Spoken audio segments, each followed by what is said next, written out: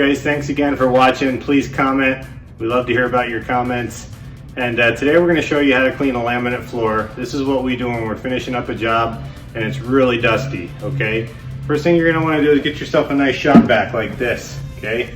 It doesn't look that great because it's not, okay? It sucks. Another thing you're going to want to get is a dust mop like this. Just a cheap, simple dust mop at Lowe's. And the cleaner that I like to use is none other than Lysol. Kills over 100 illness-causing germs. Okay? Do we want to spray this directly on the floor, folks? Do we just want to go around the whole house spraying the floor, hoping that the dust will clean itself up? No, we don't want to smear the dust around. We want to take a little bit of this, maybe 2-3 seconds of spray time. We're going to rub our hand across it like this. Okay, let me show you how we're going to do it. Now Tommy's going to show you out here. See all the dust there on the floor? You can see it in the light. We're just going to take this mop. We're going to go the same direction.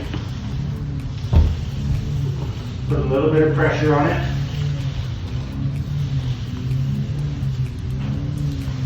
And we're going to bring it in here to our